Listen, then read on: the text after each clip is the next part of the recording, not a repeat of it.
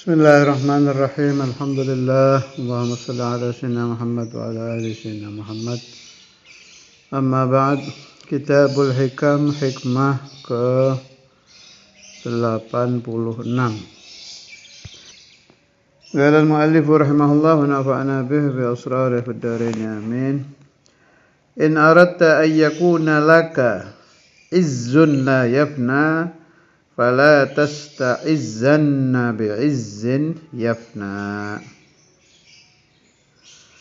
In arata apabila engkau ingin ayyakuna laka ada bagimu izzun kemuliaan la yafna yang tidak mengalami fana, yang tidak pernah hilang. Fala tasta'izzanna bi'izzin yafna, janganlah engkau mencari kemuliaan dengan kemuliaan yang menerima fana atau kemuliaan yang mengalami kehilangan. Izzun la yafna, satu, Allah. Dua, apa saja yang berhubungan dengan akhirat.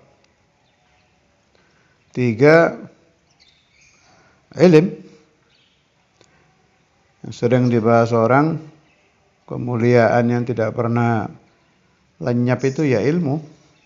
Artinya yang sering diberikan contoh, jabatan bisa hilang, kekayaan bisa lenyap, tapi al-alim tidak pernah kehilangan jabatan. Itu makna yang ringan ya. Tapi makna yang paling agung, izzun la yafna, yang berhubungan dengan Allah Azza wa Jalla. Izzun yafna ay ad-dunya. Kemuliaan yang menerima fana adalah ad-dunya. Al-izzul ladzi la yafna huwa al-ghina 'anil asbabi kulliha biwujudi musabbibiha. Kemuliaan yang tidak menerima fana, yang tidak pernah hilang, adalah merasa cukup, tidak memerlukan semua asbab. Wah, ini lebih tinggi lagi maknanya ini. Cukup dengan musabbib. Allah. Kalau mau dinaikkan lagi ya. Izzun la yafna. Itu yang berhubungan dengan Allah. Izzun yafna masih Allah. Jadi bukan hanya dunia. Allah. Jadi kalau orang-orang kaliber atas, papan atas ditanya, apakah engkau kamtsali Sayyidina Jailani wa adrabih, apakah engkau ingin mendapatkan kemuliaan dengan surga? Mereka akan menjawab, tidak. Karena kenikmatan surga yafna, bimakna menerima fana ya, bukan. Jadi ada baqa yang asli, adamul akhiriyyati lil wujud, tidak menerima, tidak ada asli selama-lamanya, itu Allah. Ada yang dibakokkan, aslinya tidak bakok, aslinya yafna, menerima fana. Apa itu? Surga, neraka. Itu aslinya yafna, menerima fana. Tapi karena dikekalkan oleh Allah Ta'ala, ya dia kekal. Apalagi ar-ruh, jasad hancur, tapi al-jismu yabla ghairu ajbi dzanabi masyahidun baliyan wala nabi. Kalau jasad hancur, kecuali ajbu dzanab, diartikan sama ulama-ulama kita itu tulang ekor. Kemudian kalau ruh khuliqa lil abad, menerima fana tapi tidak akan difanakan, kekal. Jadi yang kekal surga, neraka, ruh, arsy, kursi, dan lain-lain. Aulia-aulia tinggi itu kesana pun mereka tidak ada ta'alluq. Jangankan ta'alluq, mail aja nggak condong. Beda dengan kita, kelas-kelas bawah. Jadi haula tidak mau jatuh cinta kepada sesuatu yang fana, ke dunia, dan yang menerima fana, kal jannah, wal hur, wal gusur, dan lain-lain. Ini saya hanya membahasakan saja ya. Terlalu tinggi kalau buat kita itu. Fahaula'il kiram tidak mau mengambil kemuliaan dari asbab, karena mereka yasta'izzuna bil musabbib, cukup mereka mencari kemuliaan, mengambil kemuliaan dari pencipta asbab, yaitu Allah subhanahu wa ta'ala. Fatta'alluqu bihi subhanahu izzun la yafna. Maka ta'alluq itu bisa diartikan cinta ya. Cinta kepada Allah subhanahu wa ta'ala adalah kemuliaan yang tidak menerima fana. Wa amma ta'alluqu bil asbabi ma'al ghaibati an musabbibiha fahuwa al-'izzu alladhi yafna.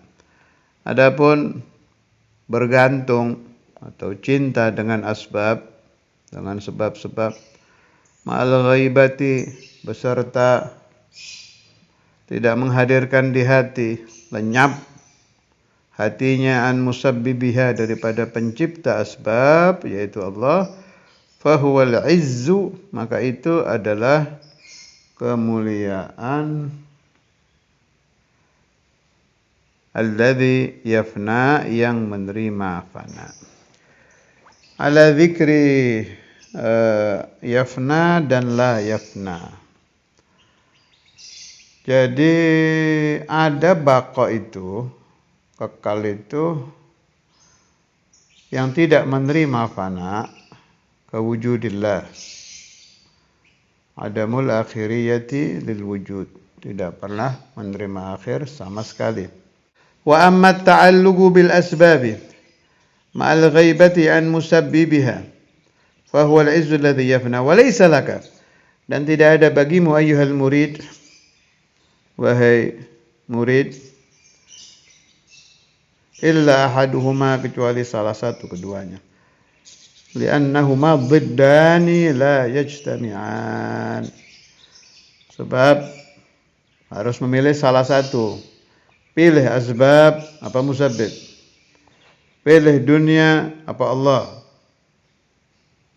karena keduanya selalu berlawanan. La yajtami'ani, tidak mungkin berkumpul. Sekarang orang cinta dunia, contoh kecil aja ya. Orang cinta dunia, termasuk cinta dunia itu al-ladzatu bin naum, menikmati tidur malam, lelapnya tidur dengan nikmat, enak, lezat. Itu dunia kan. La hubbullah kebalikannya. Gum, sholli, munajat, iqra'il Qur'an, tawadda. Ini beda. Hubbun naum apa hubbul ibadah lillah, sudah tidak bisa kumpul di satu hati, di dalam satu waktu. Orang i'tiqad, penyembuh penyakit, obat, ya'taqid ini biqalbihi dunallah, yang bisa menyembuhkan saya hanya obat titik-titik, i'tiqad gawi. Dengan i'tiqad asy-syafi huwallah, suruh kumpul dalam satu waktu, mustahil, nggak mungkin. Karena itu maksud beliau ini, pilih salah satu. Engkau pilih asbab apa musabbib, pilih dunia apa Allah, pilih i'tiqad kepada asbab atau i'tiqad kepada Tuhan. Li'annahuma dhiddani la yajtami'an. Fa in ikhtarta at-ta'alluqa bimusabbibil asbab fa ni'matul halah allati takunu 'alaiha. Wa in ikhtarta at-ta'alluqa bil asbab khadalatka wa aslamatka ahwaja ma takunu ilaiha. Apabila engkau memilih ta'alluq kepada Allah pencipta asbab, maka itu adalah sebaik-baiknya keadaan.